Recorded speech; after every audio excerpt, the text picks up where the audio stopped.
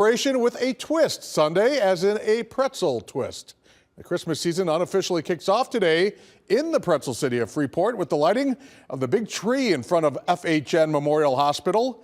The Highland Youth Choir helped everyone get into the holiday spirit.